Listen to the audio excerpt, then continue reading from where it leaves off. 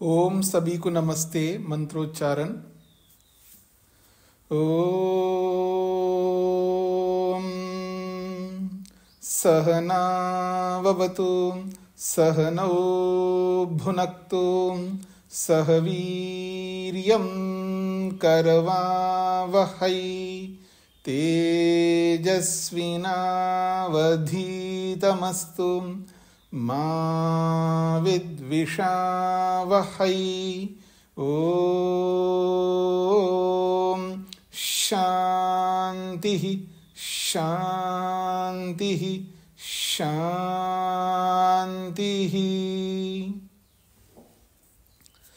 शतपथ ब्राह्मण की कक्षा संख्या 63 है। पृष्ठ संख्या है 223। छठे अध्याय का तीसरा ब्राह्मण चल रहा है। तीसरे ब्राह्मण के 16वें खंड तक हमने विचार किया है। 17वां खंड चल रहा है। इस 17वें खंड को दोबारा देखते हैं। जो प्रसंग है त्वष्टा और इंद्र के बीच में युद्ध। त्वष्टा ने इंद्र से सारी संपत्तियां सब कुछ ले लिया है और इंद्र जो है कहीं का नहीं रहा। फिर इंद्र ने उपाय अपनाया है। अग्नि और सोम को आमंत्रित किया है और अग्नि और सोम को आमंत्रित किया है तो अग्नि और सोम ने कहा कि आपके पास आने के पीछे हमारे को क्या लाभ है। तो उनके लिए 11 पुरोडाश से यजन किया है। तो अग्नि और सोम प्रसन्न होकर उसके पीछे हो गए। जैसे अग्नि और सोम उसके पीछे हो गए तो सारे के सारे देव, सारी विद्याएं, सारा का सारा यश, सब कुछ अन्न इंद्र के पास पहुंच गया। अब त्वष्टा जो है वो कंगाल हो गए एक प्रकार से। ये प्रसंग है। अब वो इंद्र उसको मारने लगता है। इंद्र उस त्वष्टा को मारने लगता है। त्वष्टा यानी वो वृत्र है, यानी राक्षस है, यूं कहिएगा शत्रु है। तो 17वां खंड दोबारा देखिएगा। सह उवाच, वह वृत्र ने इंद्र से कहा, मां नु में प्रहार्षि। नु निश्चित रूप से आपसे आग्रह है, मुझे मां प्रहार्षि, मेरे को मत मारो। क्यों? त्वं वै तद एतर्रि असि यद अहम। आज जो तुम जिस स्थिति में पहुंच गए हो, कभी मैं भी ऐसा ही था। इसलिए वो कहते हैं वी एव मां कुरु, ऐसा मत करो। वी एव मां कुरु, मैं विशेष रूप से आपसे याचना करता हूं, ऐसा मत करो। मां अमुया भुवम इति, अगर आप ऐसा करोगे तो मैं कहीं का नहीं रह जाएगा, कहीं का भी नहीं रहूंगा, व्यर्थ हो जाऊंगा मैं। तब इंद्र कहता है स वै में अन्नम एधि। सह वह इंद्र कहता है निश्चित रूप से मेरे लिए तुम तो अन्नम एधि, तुम तो मेरे लिए अन्न हो। इति, जब ऐसा इंद्र कहता है उसके आगे वृत्र कहता है तथा इति, ठीक है मेरे को अन्न बना लो आप। तम द्वेधा अन्वभिनत, उस वृत्र को 2 टुकड़े कर दिया। द्वेधा 2, अन्वभिनत टुकड़े कर दिया। यहां तक हमने कल विचार किया था। अब इसके आगे है तस्य यत् सौम्यम न्यक्तमासा। 2 टुकड़ों में से जो एक सोम देवता संबंधी या जो मृदु जो टुकड़ा था, तम चंद्रमसम चकारा, उसको चंद्रमा को दे दिया। अथ यद अस्य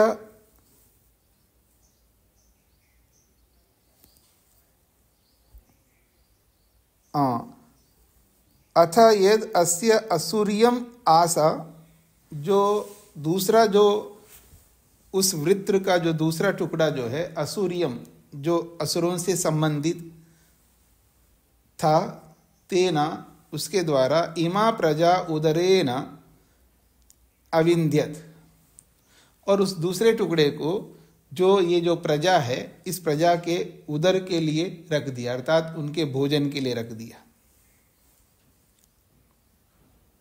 तस्माद् आहु वृत्र एव तर्री अन्नाद आसीत, इसीलिए आहु कहते हैं कि वृत्र ही जो है अन्नाद आसीत, अन्न वाला था, इसलिए उसको खाया जाता था। वृत्र एतर्री इति इदम ही यद असौ आपूर्यते, कहते हैं वृत्र एतर्री, अभी भी ये वृत्री ही है जो इदम ही यद असौ आपूर्यते, ये जो चंद्रमा बढ़ रहा होता है इसी वृत्र रूपी अन्न के कारण से बढ़ता है।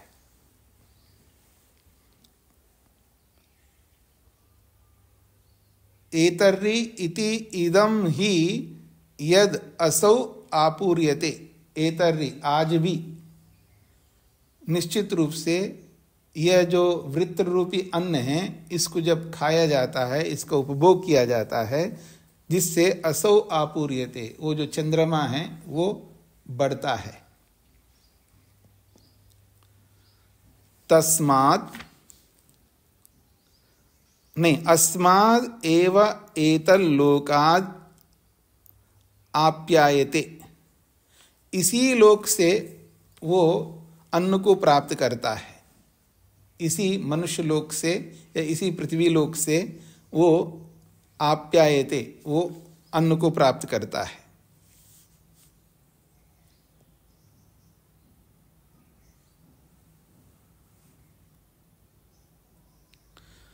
अथ यद इमा प्रजा अशनम इच्छन्ते, इसीलिए यद इमा प्रजा अन्नम इच्छन्ते, जो ये जो प्रजा है ये सारी प्रजा जब अन्न को चाहती है, अस्मै एव एतद् वृत्राय उदराय बलिम हरन्ति,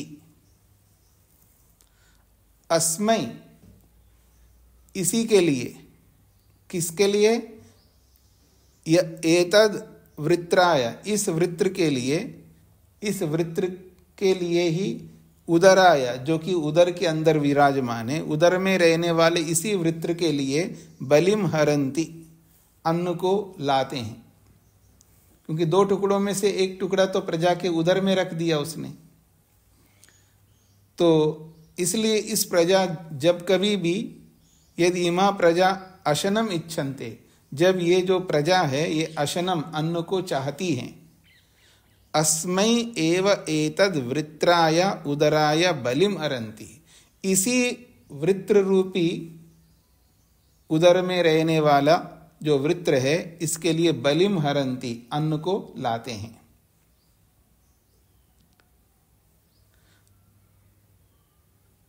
स यो हा एवं एतम वृत्रम अन्नादम वेद, अब हम सबके लिए बोला जा रहा है, स यह जो कोई भी हम में से निश्चित रूप से एवं एतम वृत्रम अन्नादम वेद, इस प्रकार के वृत्र को जो कि अन्न वाला है, इस अन्न वाले वृत्र को जो कोई भी जानता है, अन्नादोह एव भवति, वो भी अन्न वाला बन जाता है, अन्न का भोग करने वाला बन जाता है, उसके पास अन्न की कमी नहीं होती है।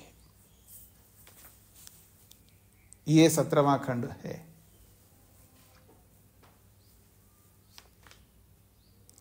हाँ जी, सभी को स्पष्ट हो गया जी, भाषा मतलब भाष्य स्पष्ट हो गया, अलंकारिक वर्णन है।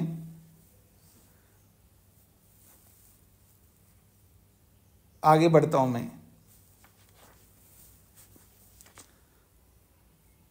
ताहु ह एता देवता ऊचु।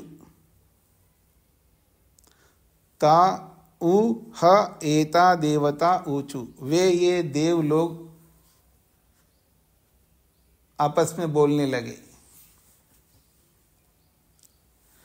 यौ इमौ अग्नि सोमौ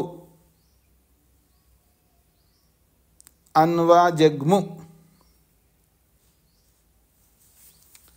ये संधि कारण से या इमा लिखा हुआ आ रहा है ना, तो ये संधि कारण से हैं। मूल में है यौ इमौ अग्नि सोमौ अन्वा जग्मु। तो कहा जा रहा है यौ इमौ, जो ये कौन, जो ये अग्नि सोमौ, अग्नि और सोम, अन्वा जग्मु। अन्वा जग्मु का मतलब है इनके पीछे चल रहे थे। जो ये अग्नि सोम नामक देवता है, इनके पीछे पीछे ये जो देव लोग हैं, ये पीछे चल रहे थे। पीछे बताया था ना, इंद्र के पास में अग्नि सोम आ गए तो उनके पीछे पीछे देव आ गए, उनके पीछे सब कुछ आ गए ना। तो उसी को ध्यान में रख करके बोला जा रहा है यौ इमो अग्नि सोमो अन्वा जग्मु। ये जो अग्नि और सोम है, इनके पीछे देव लोग अन्वा जग्मु चल रहे थे, इनके पीछे पीछे चल रहे थे। अग्नि सोमो, देवता लोग कह रहे हैं हे अग्नि और हे सोम, युवम वै नो भूयिष्ठ भाजौ। युवम तुम दोनों, न हमारे बीच, निश्चित रूप से, भूयिष्ठ भाजौ बहुत अधिक भोजन वाले हैं, बहुत अधिक अन्न वाले हैं। यानी जो भी जितना भी अन्न है, सर्वाधिक अन्न तुम दोनों के पास में है। अग्नि सोमौ, हे अग्नि ए सोम, ये संबोधन में है। युवम तुम दोनों, वही निश्चित रूप से, न हमारे बीच में, भूयिष्ठ भाजौ स्थ, हमारे बीच में तुम दोनों बहुत अधिक अन्न वाले हो।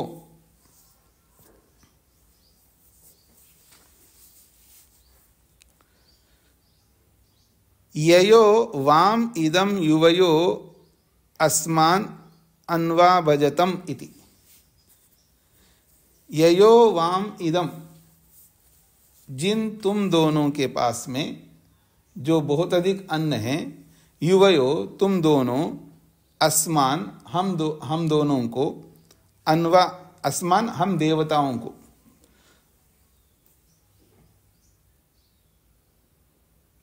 अन्वा भाजतम हमें भी कुछ दे दो, यानी हमारे को भी कुछ भाग दे दो, ऐसा देवों ने मांगा है।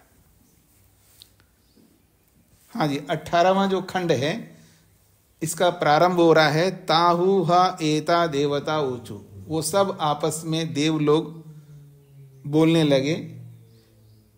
क्या बोलने लगे? यौ इमो अग्नि सोमो अन्वा जग्मु, जो इन दो अग्नि और सोम के पीछे पीछे हम जा रहे हैं। क्यों जा रहे हैं जी? क्योंकि हे अग्नि सोमो, तुम दोनों के पास में, युवम वै नो भूयिष्ठ भाजौ स्थ, हमारे बीच में तुम दोनों के पास सर्वाधिक अन्न है।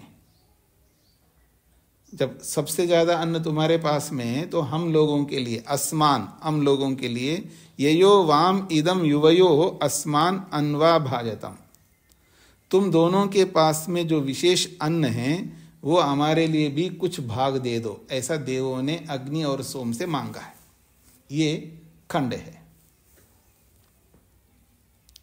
जब मांगा है देवों ने अग्नि और सोम से, तो अगले खंड में कहा जा रहा है वैसा ही तौ ह ऊचतु, उन दोनों ने बोला है देवों से। तौ ह ऊचतु, अग्नि और सोम इन दोनों ने ऊचतु बोला, किनसे? देवों से। किम आवयो ततस्यादिति, यदि हम अन्न का भाग तुम्हें देंगे तो हमारे को उसमें क्या लाभ होगा? किम आवयो ततः स्याद इति। आवयो हम दोनों को, ततः ऐसा कर लेने से, किम स्याद क्या मिलेगा?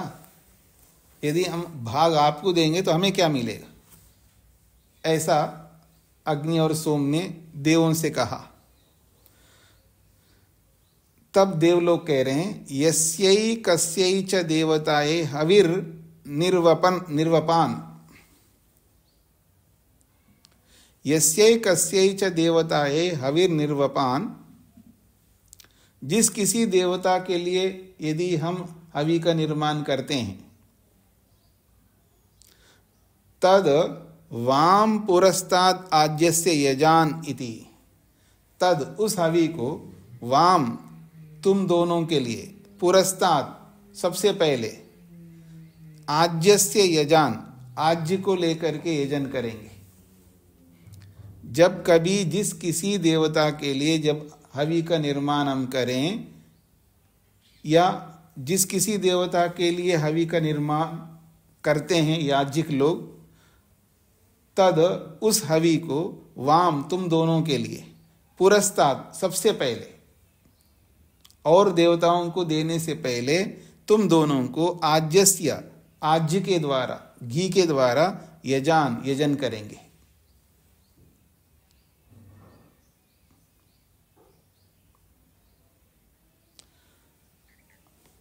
यदि अन्न का भाग तुम देवों को देंगे तो मेरे को, हम दोनों को क्या मिलेगा इसके बदले में?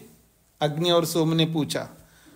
तब देवों ने कहा है जिस किसी देवता के लिए यदि हवि का निर्माण करेंगे तो सबसे पहले तुम दोनों को घी रूपी हवि से यजन करेंगे। ये आपको लाभ दे रहे हम लोग, ऐसा देवों ने कहा।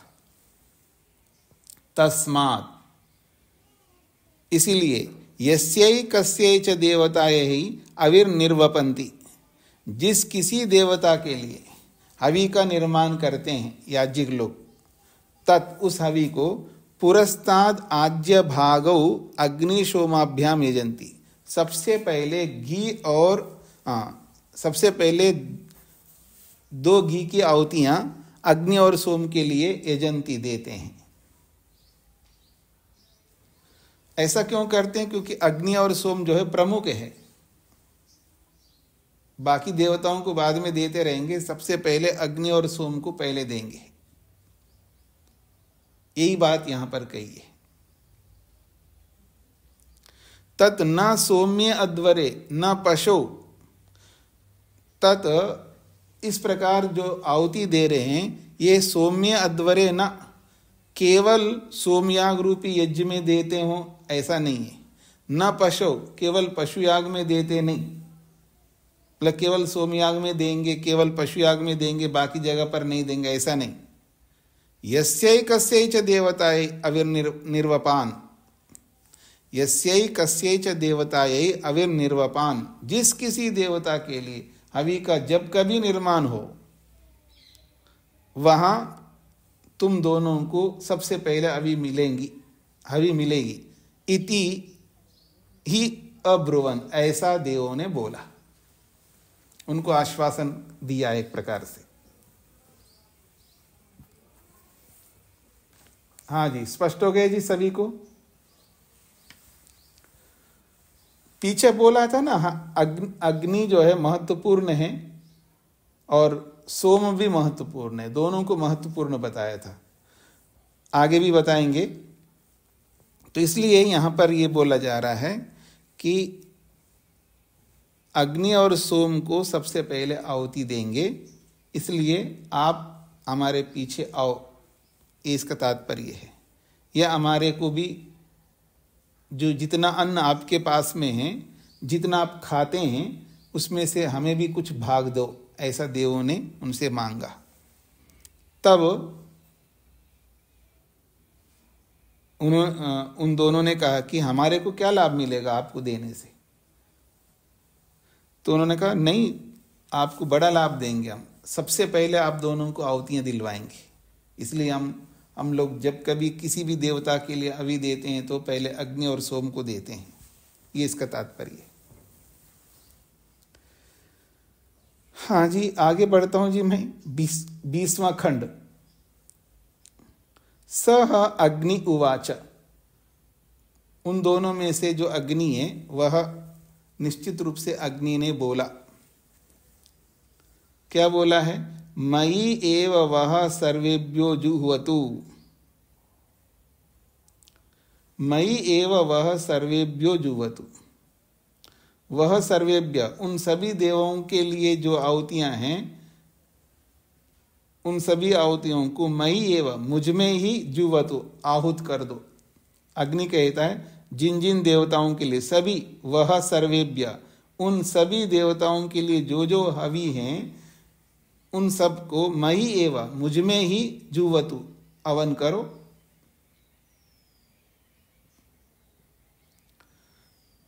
ये अग्नि कह रही है या कह रहा है। तद वह अहम मयि आभजामि इति।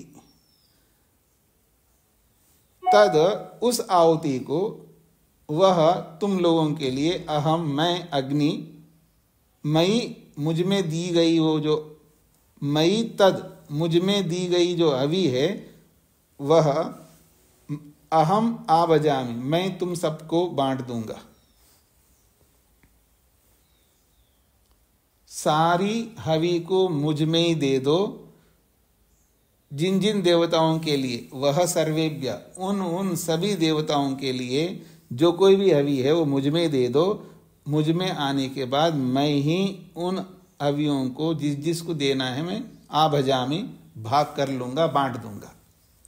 तस्मात्, इसीलिए, अग्नौ सर्वेभ्यो देवेभ्यो जुह्वति, इसीलिए अग्नि में ही सभी देवताओं के लिए आहूत करते हैं या आहुतियां देते हैं।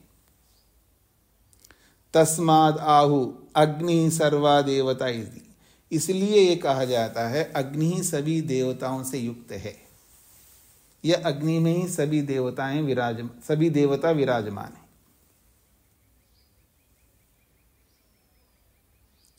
जब अग्नि ने ऐसा बोला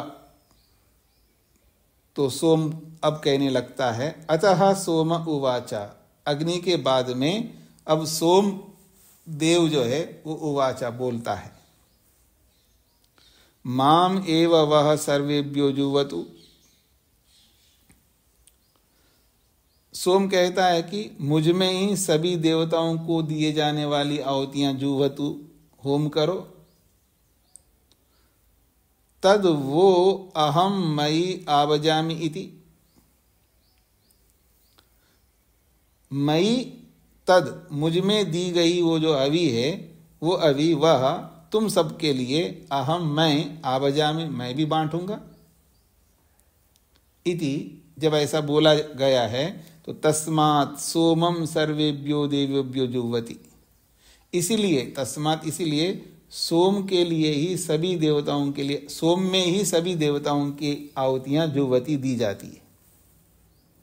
तस्माद् आहु, इसलिए बोला जाता है सोमः सर्वा देवता इति, सोम भी सभी देवताओं से युक्त है।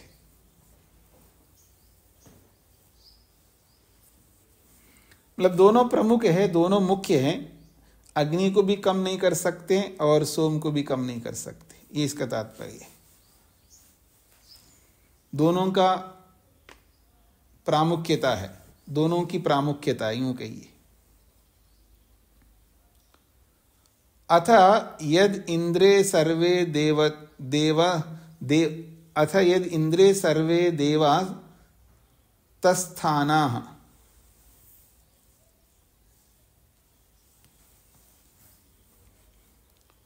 आज आप लोग सब साथ साथ चल रहे हैं जी, समझ में आ रहा है ना सबको? 22वां खंड है, अथ यद इंद्रे सर्वे देवाः तस्थानाः। अब इंद्र के विषय में कहा जा रहा है, यदि इंद्र, जो इंद्र है, उस इंद्र में सर्वे देवा, सभी देव, तस्थाना, विराजमान है, विद्यमान है। तस्माद् आहु, इसलिए कहा जाता है इंद्रः सर्वा देवताः, इंद्र ही सभी देवता है, यानी इंद्र में ही सभी देवता विराजमान है। इंद्र श्रेष्ठा देवा, इंद्र श्रेष्ठा देवा, इंद्र श्रेष्ठा, देखिए ये भी बहुरी समास है। इंद्र श्रेष्ठा, इंद्र है श्रेष्ठ जिनका, ऐसे देवा, ऐसे देव लोग हैं। इंद्र श्रेष्ठा देवा, इंद्र है श्रेष्ठ जिनका, ऐसे देवा, देवगण है, ऐसे देवगण हैं जिन देवगणों का इंद्र सबसे श्रेष्ठ है, ये इसका तात्पर्य है।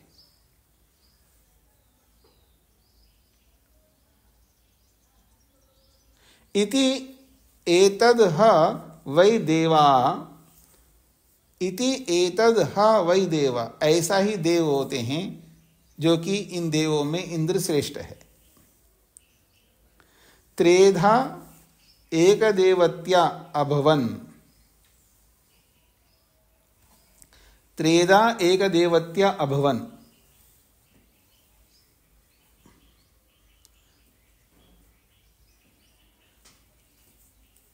अलग अलग होते हुए भी, त्रेधा तीन प्रकार से होते हुए भी, एक देवत्या अभवन, एक ही देवत्व को प्राप्त हुए हैं।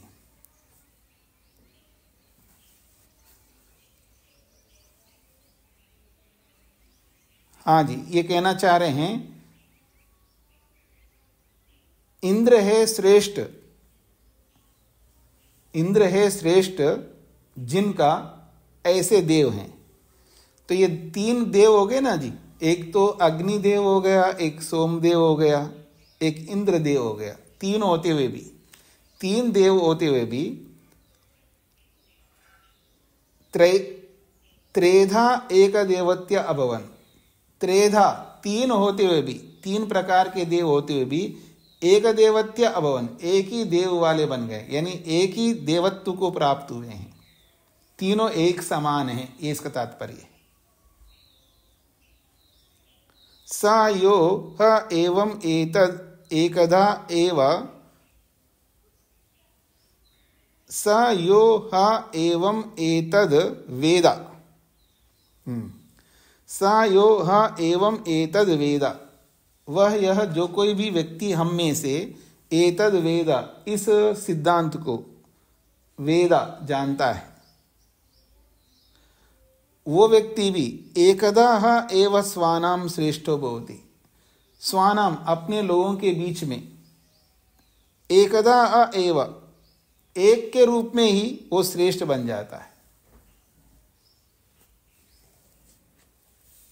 हाँ जी, आप में से किसी को स्पष्ट नहीं हुआ तो पूछ सकते हो। ये कहना चाह रहे हैं स यो ह एवं एतद् वेद, वह जो कोई भी व्यक्ति हम में से इस बात को जानता है, किस बात को, तीन देव होते हुए भी एक जैसा हो गया, एक ही देव जैसा हो गया, ऐसी विद्या को जो कोई भी व्यक्ति हम में से जानता है, वो भी स्वानाम अपने लोगों के बीच में एकदा एव श्रेष्ठो भवति, वो एक होकर के श्रेष्ठ होता है। हाँ जी, किसी को स्पष्ट हुआ है या नहीं हुआ है? नहीं हुआ तो बोल सकते हो। देखिए, मेरे परिवार में 10 लोग हैं, ये 10 अलग अलग नहीं है, मैं ही ये सब हूं, ये सब मेरे से अलग अलग नहीं, ये सब मैं ही हूं, अकेला हूं, यानी सबको एक के अंदर रखता है व्यक्ति। मैं इनसे अलग नहीं, मैं ही ये हूं, ऐसा बोलता है व्यक्ति, ये इसका तात्पर्य है। हाँ जी, वेद प्रिया जी। इसका मतलब स्वामी जी सबको अपने समान जानता है। हाँ, सबको अपने समान जानता है, इसलिए सब में अपने आप को देखता है। एकत्वम अनुपश्यता या एकत्वम अनुपश्यति, ऐसा कह सकते हो आप। ये इसका यही तात्पर्य है। स यो अ एवं एतद् वेद एकदा अ एव स्वानाम श्रेष्ठ भवति, जो कोई भी व्यक्ति एवं वेदा ऐसा जानता है, स्वानाम एकदा अ एव श्रेष्ठ भवति, अपने लोगों के बीच में वो एक होकर के रहता है, श्रेष्ठता में एक होकर के रहता है, अर्थात उनको और अपने आप को अलग नहीं देखता, उन सबको अपने में देखता, अपने जैसा देखता है, एक प्रकार से एक सा हो जाता है, ये इसका तात्पर्य।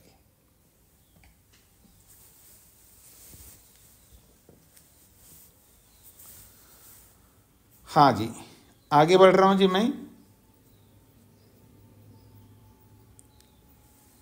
पीछे एक बात कही थी, उसी को दोबारा दोहराया जा रहा है जी यहां पर अगले 23वें खंड में। द्वयम व इदम न तृतीयम अस्ति। हाँ जी वेद प्रिया जी।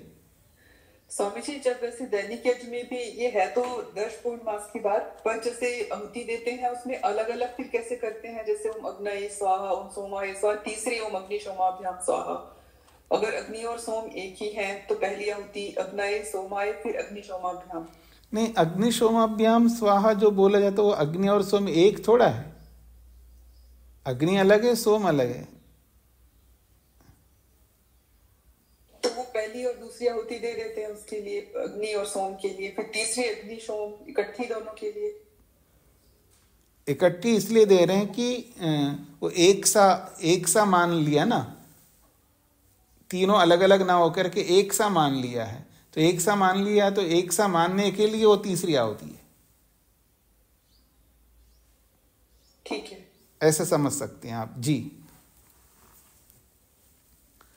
हाँ जी, मैं आगे बढ़ रहा हूं जी। पीछे भी ऐसा ही प्रसंग आया था। द्वयम व इदम न तृतीयम अस्ति। दो ही चीजें हैं जी, दो ही वस्तुएं हैं, तीसरी कोई वस्तु नहीं है। आर्द्रम च एव शुष्कम च। याद आ रहा है आप सबको? एक आर्द्र है, गीला है, और एक शुष्क है, सूखा है। द्वयम व इदम न तृतीयम अस्ति। दो ही पदार्थ हैं, न तृतीयम अस्ति, तीसरा कोई पदार्थ नहीं है।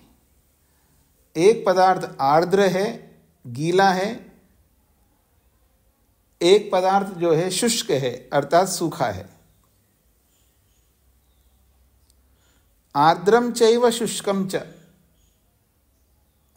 अब कह रहे हैं यद शुष्कम तद आग्नेयम यद आर्द्रम तद सौम्यम। तो गीला और सूखा ये दोनों में से यद शुष्कम जो सूखा हुआ है, जो शुष्क है, तद आग्नेयम वो उसको अग्नि देवता के लिए है समझ लेना, अर्थात वो अग्नि है, अग्नि संबंधी है वो शुष्क। यद आर्द्रम तत् सौम्यम, और जो गीला है तत् सौम्यम वो सोम देवता से संबंधित है।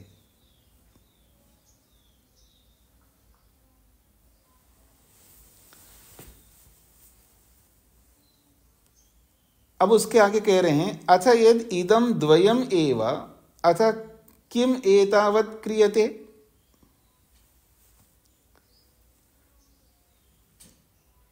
अब एक प्रश्न किया जा रहा है, अथ यद इदम द्वयम एव, यदि ये दो ही है, जब दो ही वस्तुएं हैं, दो ही पदार्थ हैं, अथ किम एतावत् क्रियते, फिर ये विस्तार क्यों करते हैं आप?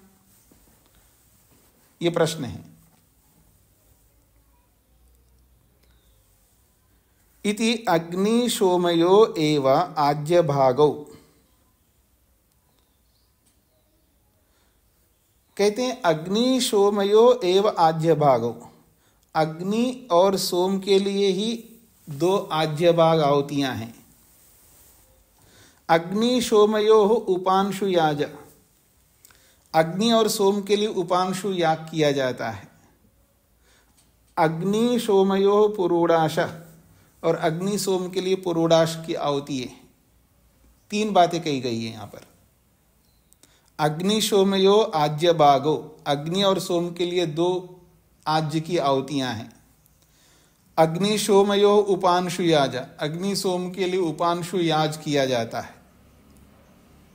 अग्नि सोमयो पुरोडाश, अग्नि सोम के लिए पुरोडाश की आहुति दी जाती है।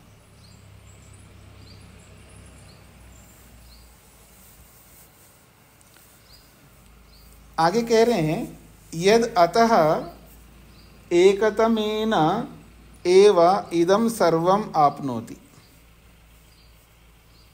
अतः इससे एकतमेन, एक रूप से, इदम सर्वम आपनोति, इस सब कुछ प्राप्त कर लेता है।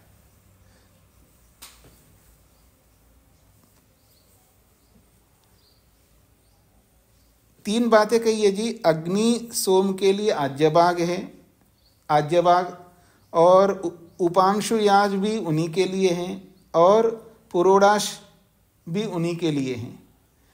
यद अतः एकतमेन एव इदम सर्वम आपनोति, एक के रूप में ही ये सब कुछ प्राप्त कर रहा है।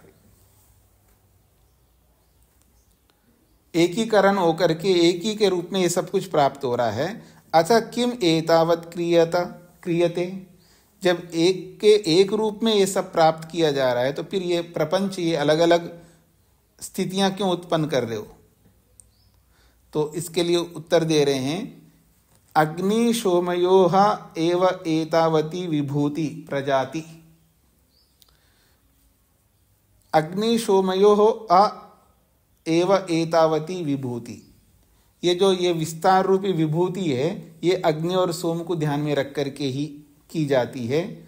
और अग्नि सोम की ही ये प्रजाति है, अर्थात इसी के भेद हैं। अगर भेद किया जाता है तो इन दोनों को ध्यान में रख करके भेद किया जाता है, और जितनी भी विभूतियां हैं यानी जितनी भी आहुतियां हैं वो सब इन दोनों को ध्यान में रख करके ही किया जाता है।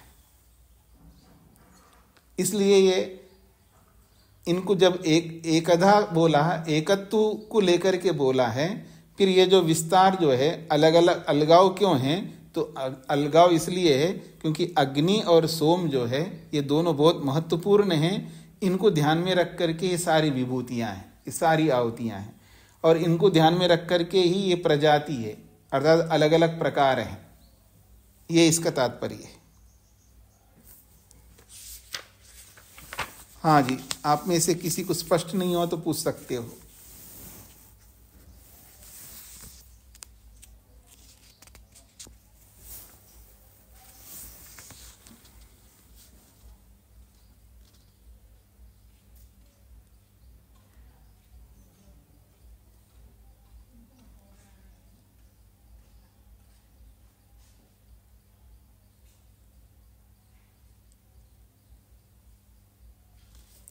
हाँ जी,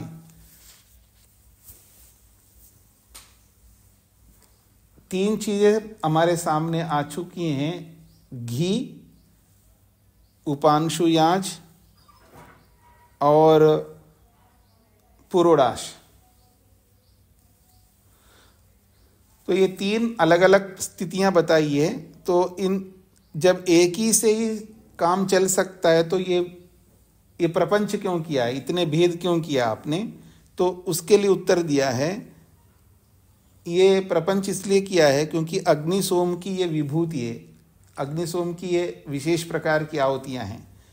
कहीं आज्य से दिया जाता है, कहीं पुरोडाश से दिया जाता है, इस तरह का उसी की विभूति है, उसी का विस्तार है, या उसी का ये प्रपंच, उसी का ये महत्व है, ऐसा कह सकते हैं।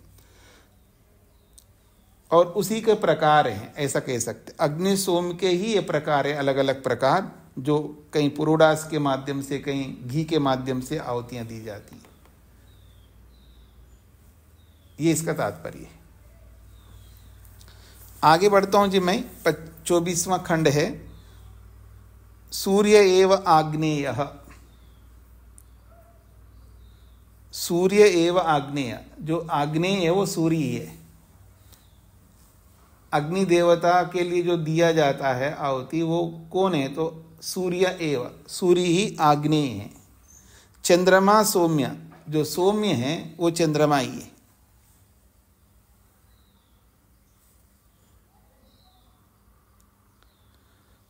तो आग्नेय देवता सूर्य है और सौम्य देवता जो है वो चंद्रमा है। आगे कहा जा रहा है, अह एव आग्नेयम रात्रि सौम्य। दिन ही को आग्नेय देवता जो है वो दिन को मान लो, और रात्रि देवता जो है वो सौम्य है। नहीं, सौम्य जो है वो रात्रि है और आग्नेय जो है वो दिन है।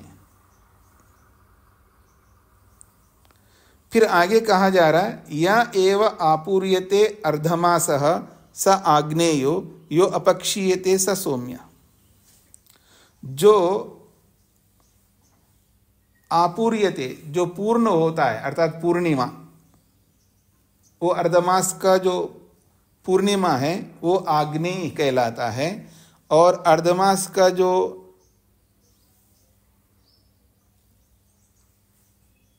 अपक्षीयते, अपक्षीयते का मतलब है जो चंद्रमा जो क्षीण होता जाता है वो सौम्य है, ये कहना चाहते हैं। तो यहां पर आग्नेय देवता सूर्य, सोम देवता चंद्रमा है, और दिन को आग्नेय बोला है और रात को सोमी बोला है। दिन को अर्थात शुक्ल पक्ष आप ले सकते जिसमें चंद्रमा पूर्ण होता है, शुक्ल पक्ष को आग्नेय बोला है, और कृष्ण पक्ष जो है, जो चंद्रमा घटता घटता अंधेरा को प्राप्त होता है, वो सोम है। ऐसा 3 पक्ष यहां पर बताए। यहां पर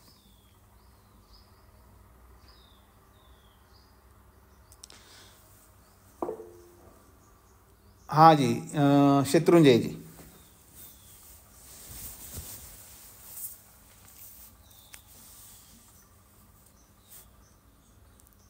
माइक खुला नहीं है। सामान्यतः चंद्रमा को सोम के साथ जोड़ के देखा जाता है, यहाँ उल्टा क्यों किया गया है?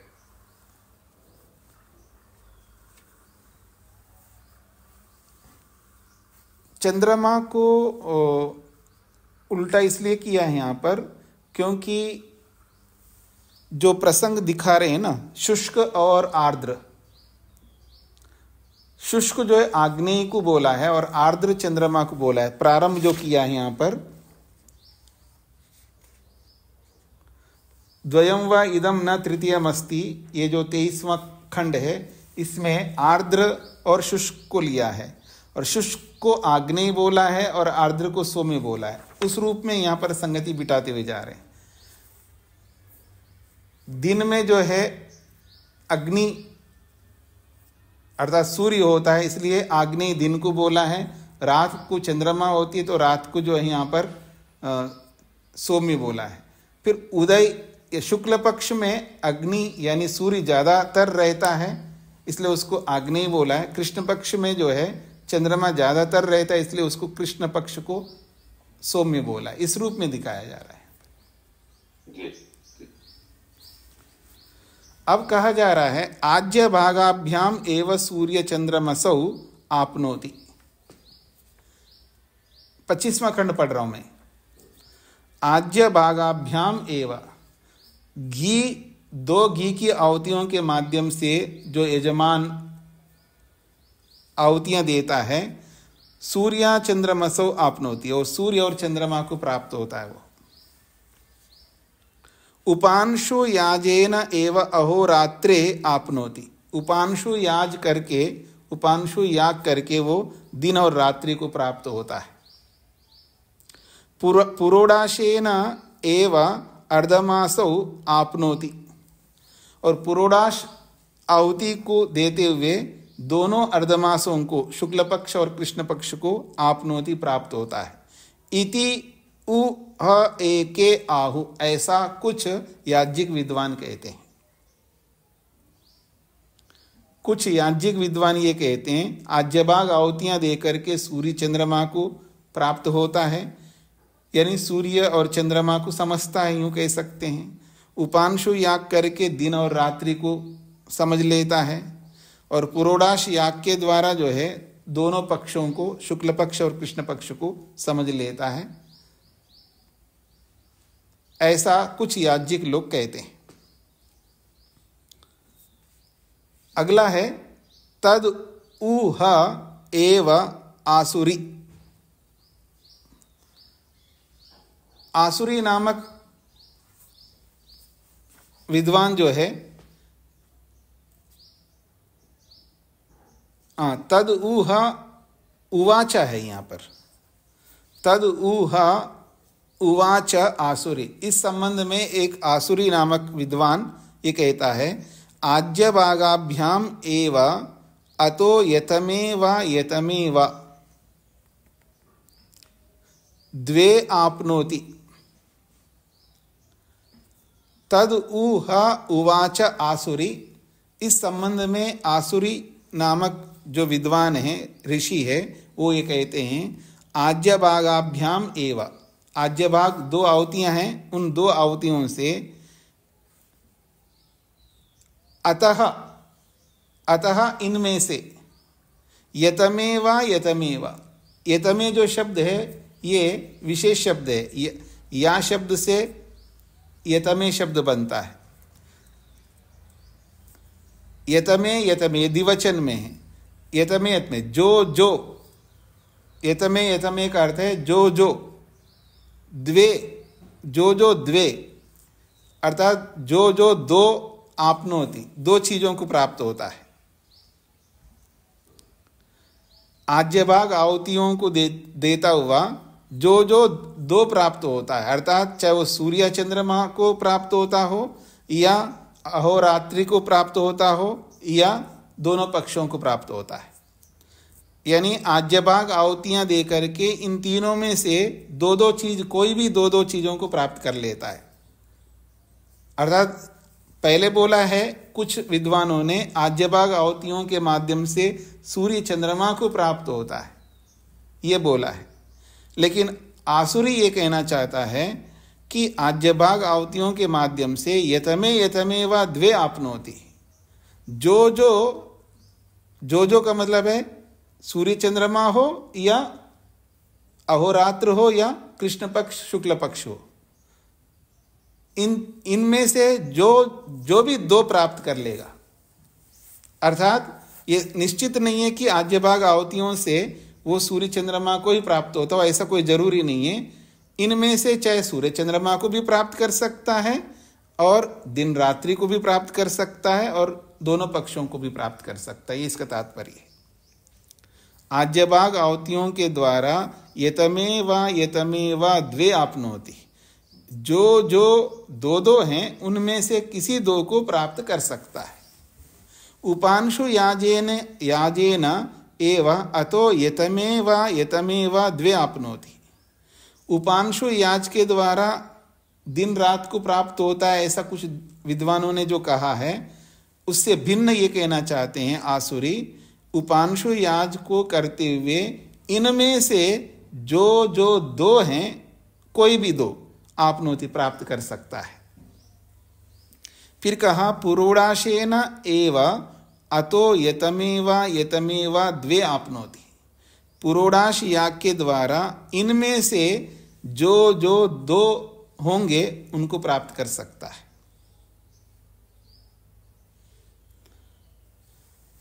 हाँ जी, स्पष्ट हो रहा है जी।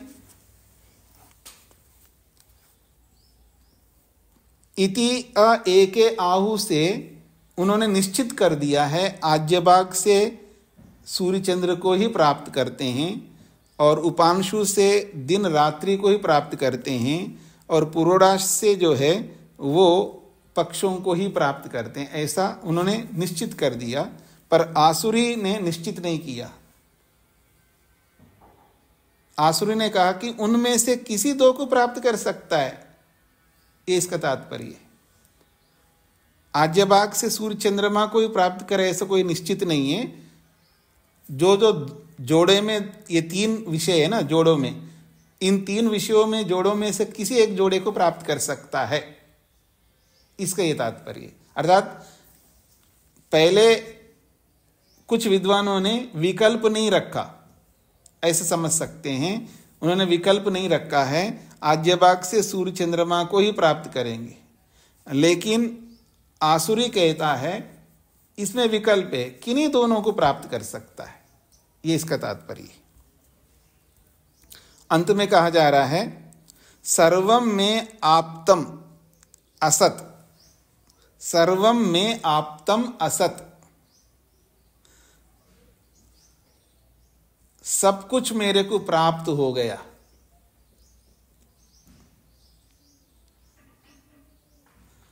ये यजमान ये कहता है सर्वम में आप्तम असत, सब कुछ मेरे को प्राप्त हो गया। जितम सर्वेन वृत्रम अहानि,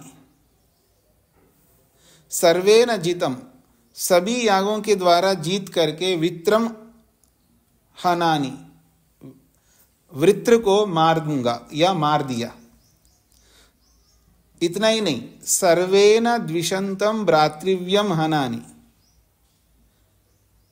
सर्वेन इन सभी यागों के द्वारा, आज्यबाग के द्वारा, उपांशु के द्वारा, पुरोडाश के द्वारा, इन सब के द्वारा द्विषंतम भ्रातृव्यम हनानि, द्वेष करने वाले शत्रु को मारूंगा या मार देता हूं।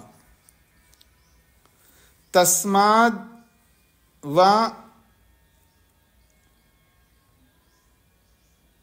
तस्माद् वै एतावत् क्रियते इति, तस्माद् वै एतावत् क्रियते इति, इसीलिए निश्चित रूप से एतावत् क्रियते, इसलिए ये अलग अलग जो बताए गए हैं वो इसलिए किया जाता है ताकि वो सब कुछ प्राप्त कर सके यजमान।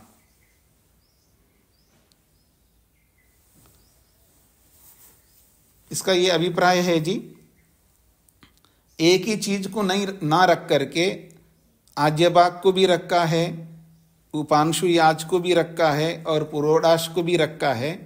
इतने भेद रख करके इस तरह का प्राप्त करने की जो बात किया है, तस्मात् इसीलिए रखा है ताकि इन सब के द्वारा वो सर्वम आप्तम असत सब कुछ प्राप्त कर सके, इसलिए ये भेद रखा है। कोई किसी से भी प्राप्त कर सके, प्राप्त करे सब कुछ, इसका तात्पर्य है। हाँ जी, आगे पढ़ूं जी मैं। अगला खंड 27वां। तद आहु, तद आहु इस संबंध में कुछ विद्वान कहते हैं, किम इदम जामी क्रियते अग्निशोमयो एव आज्यस्य अग्निशोमयो पुरोडाशस्य, किम इदम जामी क्रियते, पीछे जामी शब्द आया था जी, वैसे अनेक बार आया था पीछे जामी, समानता को कहते हैं जामी, और अजामी असमानता को कहते हैं। किम इदम जामी क्रियते अग्निशोमयोः एव आज्यस्य, आज्य के द्वारा अग्निशोम को समान किया जाता है। अग्निशोमयो पुरोडाशस्य, अग्निशोम, अग्नि और सोम के लिए पुरोडाश, जो पुरोडाश की आहुति अग्निशोम के लिए है, और आज्य भी जो है अग्निशोम के लिए, ऐसा देते हुए जामी क्रियते समान किया जाता है, एक जैसा किया जाता है। यद अनंतरहितम तेन जामी इति अनेन तु एव अजामी, यहां कहना चाह रहे हैं यद अनंतरहितम तेन जामी। अनंतरहितम, अनंतरहितम, अंतर्हित का अर्थ होता है व्यवधान और अनंतरहित का अर्थ होता है अव्यवधान। यद अनंतरहितम, जो व्यवधान नहीं है, अर्थात बिना व्यवधान के, अनंतरहितम बिना व्यवधान के, तेन जामी, इस प्रकार से घी के द्वारा, पुरोडाश के द्वारा जामी समान किया जाता है। व्यवधान, बिना व्यवधान के इन आहुतियों को दे करके समान किया जाता है, समान रूप से आहुति दी जाती इन दोनों के लिए। अनेन तु एव अजामि, अनेन तु एव अजामि आज्यस्य इतरम पुरोडाशस्य इतरम, और इस रूप में अजामी असमानता भी है, मतलब एक रूप से समानता है और एक रूप से असमानता है, ये दिखाना चाहते हैं। फिर कह रहे अनेन तु एव अजामी, और इस प्रक्रिया से अजामी भी है, असमानता भी है। क्या? आज्यस्य इतरम पुरोडाशस्य इतरम, आज्य से दूसरे को और पुरोडाश से दूसरे को, अर्थात एक प्रक्रिया से आज्य से और एक प्रक्रिया से पुरोडाश से। एक प्रक्रिया के द्वारा जो है घी से दिया जा रहा है, दूसरी प्रक्रिया के द्वारा पुरोडाश से दिया जा रहा है। इस रूप में तो असमानता है, और समानता क्या है? चाहे आप घी दे दो और पुरोडाश दे दो, दिया जा रहा अग्नि और सोम को ही। तो एक रूप से समानता है और एक रूप से भिन्नता है, ये दिखाना चाह रहे हैं। तद अन्यद इव इतरम अन्यद इव इतरम भवति। तद अन्यद इव इतरम अन्यद इव इतरम भवति। वह अन्यद इव इतरम, वो भिन्न सा है, वह भिन्न सा है। भिन्न, अन्यद का मतलब भिन्न, इतरम अलग, यानी अन्यद इव इतरम, अन्यद इव इतरम का ये भिन्न जैसा लगता है, भिन्न जैसा लगता है पर भिन्नता नहीं है। जहाँ भिन्न जैसा लगता है वो अजामी है, अर्थात असमानता है, और जहाँ समानता है वो समानता तो है ही है। तो समानता होते हुए भी भिन्न सा लगता है, इसका तात्पर्य है तद अन्यद इव इतरम अन्यद इव इतरम भवति। वो अलग सा है, अलग सा है, भिन्न सा है, भिन्न सा है, अर्थात अलग जैसा दिखता है, अलग जैसा दिखता है, इसलिए अजामी है। और वास्तव में देखा जाए तो जामी है, समानता है। ये इसका कहने का तात्पर्य है। ऋचम अनुच्य जुषाणेन यजति। ऋचम अनुच्य, ऋचा को बोल करके, ऋचम अनुच्य ऋचा को बोल करके, जुषाणेन यजति। जुषाणेन, जिस मंत्र में जुषाना शब्द आता है उसके द्वारा यजति, यजन करता है। ऋचम अनुच्य ऋचा यजति, ऋचा को बोल करके ऋचा के द्वारा ही यजन करता है। फिर बोला है तद अन्यद इव इतरम अन्यद इव इतरम भवति। यहां पर भी देखिए ऋचम अनुच्य जुषानेन यजति बोला है और ऋचम अनुच्य ऋचा यजति बोला है। यहां पर भी एक समान होते हुए भी अलग अलग सा दिखता है। ऋचम अनुच्य जुषानेन यजति, ऋचा को बोल करके जुषान वाले मंत्र से यजन करता है। ये भी ऋचा है, वैसे ऋचा का ही भाग है जुषाना भी। फिर दूसरे में बोला ऋचम अनुच्य ऋचा यजति, ऋचा को बोल करके ऋचा से यजन करता है। वहां ऋचा को बोल करके जुषान से यजन करता है बोला है, यहाँ ऋचा को बोल करके ऋचा से यजन करता है। अर्थात अलग अलग होते हुए भी एक जैसा है, ये कहना चाह रहे हैं।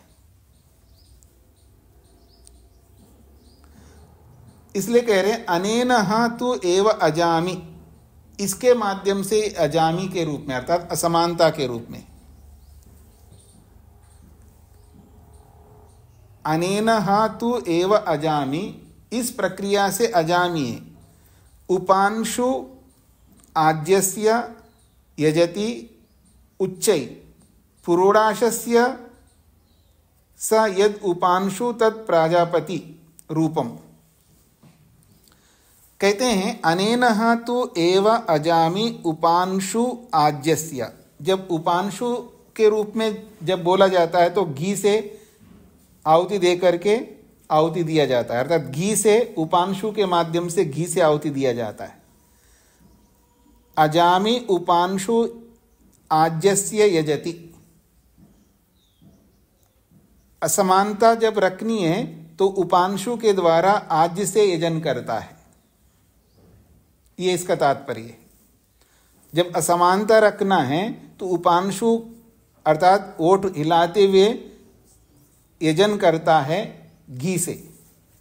उच्चै, जब ऊंचे स्वर से उन्हीं मंत्रों का प्रयोग करता हुआ जब बोलता है तो पुरोडाशस्य, पुरोडाश की आहुति देते हुए उन्हीं ऋचाओं को ऊंचे स्वर से बोलता है। फिर कहा स यद उपांशु तत् प्राजापत्यम रूपम, जब उपांशु करके जब यजन करता है वो प्रजापति का स्वरूप है।